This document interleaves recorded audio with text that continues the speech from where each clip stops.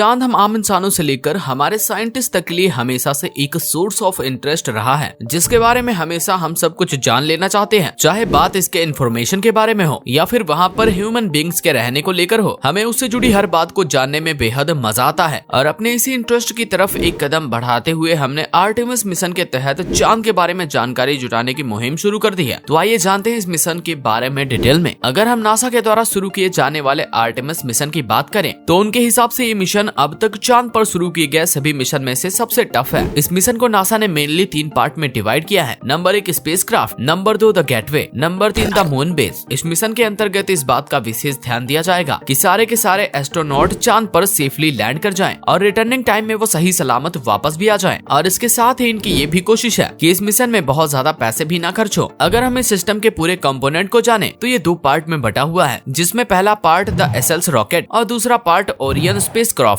एसएल्स को हम आज तक के सबसे पावरफुल रॉकेट में गिन सकते हैं। अगर हम इसके वेट की बात करें तो विद फ्यूल इसका वेट लगभग 2600 टन है। यह रॉकेट इतना ज्यादा पावरफुल है कि यह हमारे ओरियन स्पेसक्राफ्ट को इंसानों द्वारा बनाए गए किसी भी स्पेसक्राफ्ट से काफी दूर ले जा सकता है। इस रॉकेट को अभी जल्दी ही लॉन्च भी किया गया था। अगर हम ओरिएंट स्पेसक्राफ्ट की बात करें तो ये अब तक का सबसे एडवांस स्पेसक्राफ्ट है, जिसका इस्तेमाल इंसानों को चांद पर भेजने के लिए किया जाएगा। फिलहाल इस वाले स्पेसक्राफ्ट को एक ट्रायल पोजीशन पर रखा गया है कि जैसे अगर यह सक्सेस हुआ तब ऐसे ही स्पेसक्राफ्ट को मंगल पर भी भेजने के लिए तैयार किया जाएगा। हाँ, ये बात अलग है कि इसे मंगल पर भेजने के लिए काफी कुछ मॉडिफिकेशन करना पड़ेगा। इस स्पेसक्राफ्ट में कुल 4 एस्ट्रोनॉट को भेजा जाएगा जो अलग अलग मिशंस और अलग अलग रोल्स को परफॉर्म करेंगे। अब स्पेसक्राफ्ट के बाद आइए इसी में जान लेते हैं इसकी चांद पर लैंडिंग और रिटर्निंग प्रोसेस के बारे में, जिसका प्रोसेस द गेटवे प्रोग्राम के अंतर्गत किया जाएगा। यह एक मैन मेड ऐसा स्पेस स्टेशन है जो अर्थ की जगह मून के चक्कर लगाएगा। इसकी हेल्प से चांद पर पहुंचना काफी हद तक आसान हो जाएगा। इस प्रोग्राम को नासा, स्पेसएक्स और बहुत सारी कंपनीज मिलकर कर रही हैं। तो यहाँ चांद के ऑर्बिट में पहुंचने का रोल खत्म होने के बाद अब बारी आती है चांद पर लैंडिंग की, जिसके लिए होता है 3rd प्रोग्राम यानी लूनर लैंडिंग सिस्टम, जहाँ एक टैक्सी की मदद से लैंडिंग की जाएगी। इस टैक्सी को नासा स्पेशली डिजाइन कर रहा है। इसका काम होगा लोगों को स्पेस स्टेशन से लेकर चांद के सरफेस पर छोड़ना और ऐसे लोग जो वहाँ से रिटर्न आना चाहते हैं उन्हें वापस लेके आना। लेकिन आगे डिस्कशन करने से पहले आइए हम आपको चांद पर जीवन के बारे में बता देते हैं। यहाँ पर एटमॉस्फेयर के